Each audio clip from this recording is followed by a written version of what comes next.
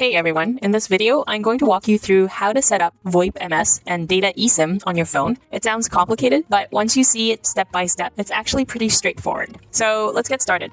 Before you do this setup, you need to have an eSIM compatible phone. eSIM is just a digital version of your traditional physical SIM card. New phones have eSIM capability built directly into the device. You need a SIM or an eSIM with a provider to connect your phone to a mobile network. Because eSIMs are digital, they are usually free, not always, and you can download and activate it digitally, which is very convenient.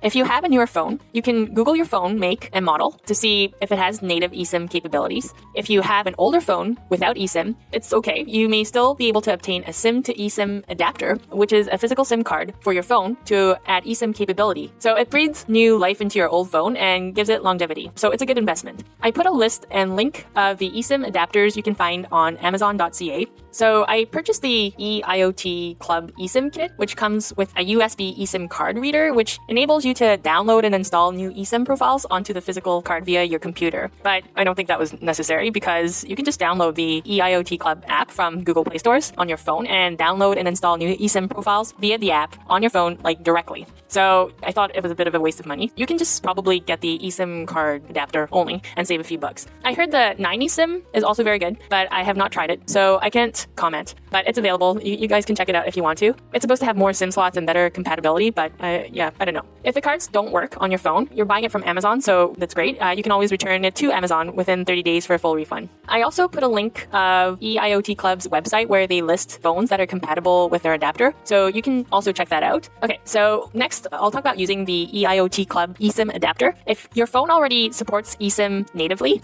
you can just skip this part. I'm going to be saying eSIM a lot, I think, in this video, so sorry about that. So once you get the card, put it into the SIM slot of your phone, like you would a normal SIM card. If you have a dual SIM, only one will be compatible with the eSIM adapter, so try the first slot. If it doesn't work, try the second. Install the EIOTclub app from Google Play stores, create an account. Once you get into your account, you can verify that there is already eSIM pre-installed in the first slot. And this will have 1 gigabyte Canada data plus 100 megabyte global data without expiry. So that's something that comes with the card, which is nice. So from here, you can use this free data or save it and install another eSIM like Roamless, which will be a good eSIM to have on your phone since they have fairly cheap data rates. And you'll probably use that going forward.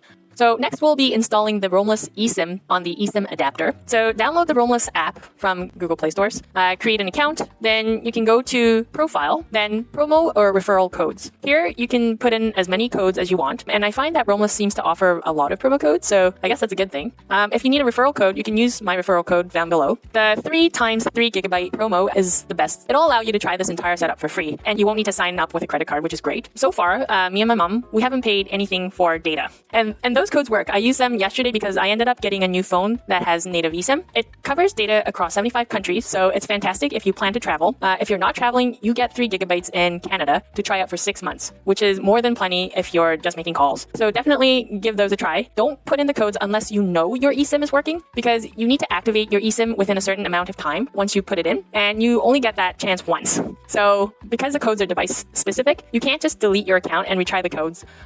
So make sure everything is in order so you can activate it right away. And make sure to put the codes in the order they're given. After entering the promo codes, go to the Data tab and then tap Install eSIM. If your phone has native eSIM, tap Start Activation. If using EIOTclub adapter, tap Manual at the bottom. Copy the activation code. Then you want to open the EIOTclub app. Tap the plus on an empty slot. Tap plus on an empty slot again, then tap add. Paste the activation code, tap download and install. Back on the eSIM list screen, confirm that the new third-party card, which is Roamless, is installed. Enable the Roamless eSIM using the toggle, and note that you can only have 1 eSIM enabled at a time. Copy the ICC ID, which is the SIM number for the third-party eSIM. Or if you're going to use the EIOTclub, you want to copy the ICC ID for that SIM. Please note that from here on, the phone setting menus may look different depending on the phone, the make, and the model, and which version of Android you're using. But you can search for the settings using the key menu words, and you should be able to locate it in the settings. So go to your phone's SIM card or your mobile network settings, edit SIM card number, paste the ICC ID, go to APN or access point name settings. If Proximus Internet already exists, use it. If not, create a new APN, and I give you the settings in the description below, so you can have a look at that. I also give another APN setting, which is for BIX Internet. So if for some reason the Proximus Internet doesn't work, you can try the BIX APN. Save the APN and select it. So go to data roaming, international roaming, and tap always. Now, you can optionally set daily roaming data limit to, I put 50 megabytes, and I set it to show a warning if I exceed that limit. And this is just to make sure you're not overusing your data to keep you on track. As a precaution, if you're setting up a child's phone or an elderly person's phone, you can go to settings, app, and then you can click on an app name, network access, and you can disable mobile data for apps that are heavy on data, like YouTube, TikTok, Facebook, or any games, etc., so that they don't use it by mistake. Okay, so if you follow the instructions up to here, fantastic. You've now installed your eSIM, and it should be working. Verify that your eSIM has installed by pulling down on the control center of your phone. And you should look for signal bars or roaming indication icon. And if you see that, it's a good sign. Also, it should show you which network you are connected to. So mine says Rogers Wireless Roamless. If you use the EIOTclub eSIM, I think it said Bell, as in Bell Network, EIOTclub. If you want to verify further, you can turn off your Wi-Fi and try opening a browser and searching for something on Google, or opening your Gmail just to test. So choosing a VoIP provider. While I did say I personally went with VoIP.ms, it does not mean that you need to go with VoIP.ms. In my opinion, of all the VoIP providers I've researched, VoIP.ms is the best choice to use in this mobile setup if you want quality and reliability. And by this, I mean nice, crisp, clean sounds, no drop calls, everything working reliably with no shoddy ads or promos or any upselling. I personally like UMA for a home phone VoIP setup because it also has great quality and is feature-rich with unlimited calling in Canada. But I do think Fongo and Magic Jack are also great options, and I've seen people talking about those in the posts. I've used Fongo before, and these companies kept coming back in my mind as options. But personally, I decided to go with VoIP.ms because I don't think they'd compare, and you're still paying an annual fee with them. An advantage for picking Fongo or Magic Jack over VoIP.ms is if you plan on making a lot of calls. Those plans have unlimited calling, but quality-wise and feature-wise, I think you just can't beat it unless you're going with Bell or some traditional carrier. At the end of the day, however, this VoIP and data eSIM will work with any VoIP and any data eSIM company. So you can choose the one that you prefer or the one that fits your needs. If you're a student, you may even want to go with Text Now and just get free VoIP. Who cares about ads when it's free, right? It's better than not having anything. So I've put in the rates for VoIP.ms in case you were interested below. Porting is free. By the way, I don't work for VoIP. I was just researching all of these rates and companies and the best options. That's why, having used them for a month, I really do like them. Regarding the E911 costs, it has a one-time activation fee of $1.50 USD, and it costs $1.50 a month. But you can choose not to use this since 911 and E911 is a feature that is free and works on all mobile devices in Canada and US, even if the phone has no active service plan or is missing a SIM card. So as long as the phone has a functional battery and can connect to any cellular network, the service is available for free. So you don't really have to worry about paying separate for E911.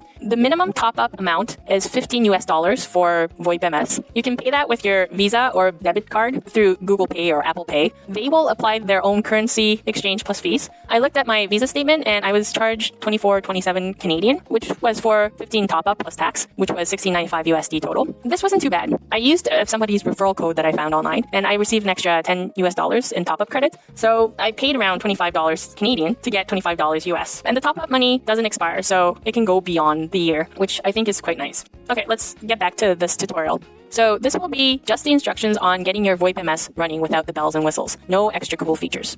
All the tables and information can be a bit daunting at first glance, but it's really simple. Most of the settings you don't even have to touch. But once your phone is all set up and good to go, you can come back and go through each info. The little round eye or the question mark icon tells you what the features are about. So first, make yourself an account using a referral link. If you need one, mine is found below. Then go back to the main menu and click Home, and write down the number for the SIP IAX main username. That is your username for the account, so you'll need that. You need to put some money on the account before you proceed to the next step. To do this, go to Finances, Add Funds, choose the second option, which is add funds via credit card, and you can choose Google or Apple Pay to pay with Visa or MasterCard credit or debit, or whatever other card they list, and then you can click Proceed. Before you can play around with any of the options, you will either have to port your phone number or get yourself a DID, which is just a fancy way of saying phone number.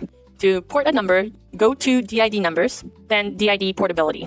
Under local Canada, you can either check availability of the number you want to port, or if you know for sure it's available, you can click on Start Procedure and fill out the following pages to start the process of porting your number. It will take a few days. You can also choose to order a new phone number by going to DID numbers, order DIDs, and there will be a setup fee of 40 US cents. Click on Canada under local numbers and click on the provincial flag of your choice to look for numbers available for a particular city. Click View Numbers on the next page beside the city that you prefer.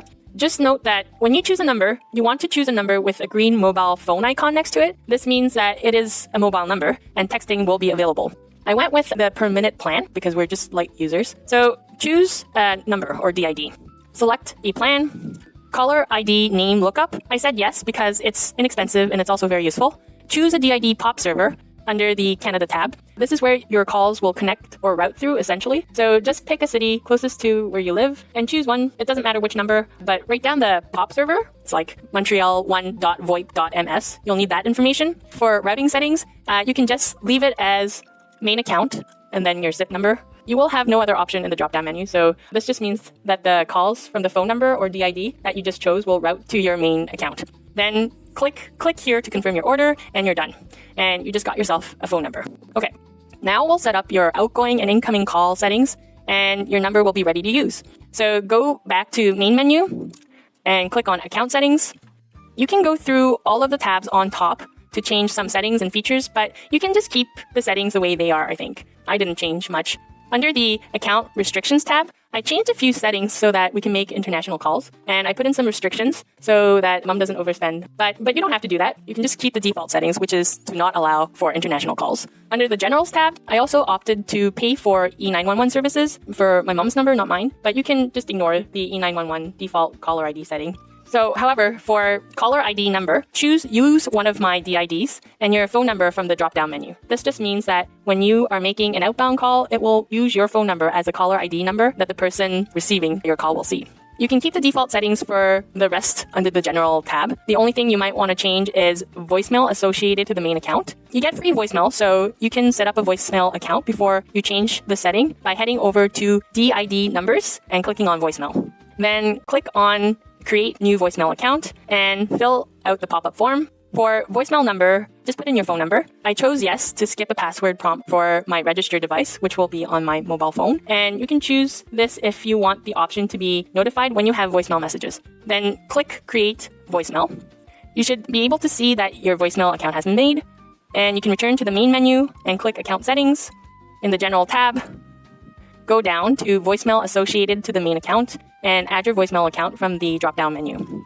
Make sure to save the changes before going to the next tab. I sometimes forget to do that and it doesn't register, so you should always save after you make a change. Next is the Security tab. Here you can change the password you made for your main account in main SIP IAX password. I also enabled 2FA TOTP authentication, and I use my Google Authenticator to set up a 2FA. There is a video beside the feature to explain it if you want to know how. The rest of the tabs I didn't really touch, except maybe the Notifications tab, where you can just select global notification settings and put in your email if you want to be in the loop about any account changes that are made. I think it's just a good security feature. Now, for the incoming calls, go to DID number and click Manage DIDs. You should see your phone number. Click on the orange edit icon. Here, you can keep most of the default settings as is. For routing settings, you can just keep SIP IAX, which means when someone calls a number, it will go to the Softphone app on your mobile phone. For voicemail associated with DID, you can once again set that to the voicemail account that you just created. I kept the caller ID name lookup to yes, then kept everything else as default. At the very bottom of the page, there's a section for Message Services SMS MMS. This is your text messaging. You only see this if you had a mobile number with a green icon. If you port out your mobile number, it will work automatically. You can enable Message Service SMS MMS, and it will be just less than a cent for SMS and MMS messages. I also put in an email to forward my incoming text message to an email, and I checked off link the SMS received to this DID to a SIP account and put in my account to get my text sent to my Softphone app. So I get it on my phone and I also get it in my email. Now you are done with the VoIP.ms basic account settings, and your phone number is ready to use, right? We're going to the final part of the setup, which is downloading the VoIP.ms Softphone app on your phone and set up the app call integration with your native dialer and calling account on your phone. To do this, let's start by downloading the VoIP.ms Softphone from Google Play Stores. Open the app and fill in the username, which is the SIP number you wrote down at the beginning, the password you used to make the account, and the VoIP.ms POP server, which you should have written down, and you can just log in. Give the app any required permissions for the Softphone to work properly on your phone. The app will just ask you for the permissions, and you can just enable it as you proceed with the setup. But in case you miss some of it, you can always go back and you long press the VoIP.ms app and tap on info, and you can change the settings that way. And the settings are just for the battery, there should be no restrictions. For permissions, you can allow everything it asks for, and notifications, you should enable them. So after that, you tap the 3 dots at the corner and go into settings, then go into preferences, go all the way down to controls, tap call integration, and change the default to use system dialer integration experimental. Then click on the cogwheel icon, then click on the manage button. This will take you to the phone settings for calling accounts. Toggle or enable VoIP.ms, then go back to the previous screen, then tap system dialer configuration, then tap calling accounts, then tap on drop-down menu for preferred calling account, and choose VoIP.ms Softphone. And below that, where it says other available accounts, VoIP.ms Softphone should be toggled on. Finally, go back to the call integration screen and tap outgoing calls redirection. Make sure place outgoing calls through is toggled on. Go back to controls and look for show persistent notification and make sure that's toggled on. Go back to the preference screen. Then you can also toggle on log SIP traffic. Then go back once more to the settings screen, tap on accounts, tap on your account, tap on advanced settings, then scroll down to transport protocol and choose TLS SIP. Then tap on secure calls, tap on incoming calls, and choose required. Then again, tap on outgoing calls and choose required. And then you can close the app, then tap the recent apps button, long press the VoIP.ms window, then tap the lock icon, and this will make sure to keep the Softphone app awake for incoming calls. So, final test, turn off the Wi-Fi, dial any number from your phone. It should automatically call through the VoIP.ms Softphone. Then you can have somebody call you. If both inbound and outbound calls work, you're done. And then you don't have to do anything else, and you can just use your phone normally and just top up, right, if you need to. I did this in such a rush, so hopefully it makes sense. And I hope some of you found this helpful. I only had time to cover the basic VoIP.ms setup here, but I'll try to put together another video that goes into sub-accounts and some more advanced features. And hopefully that will help families and couples keep their phone costs under control. That's all for now. Stay safe and catch you next time.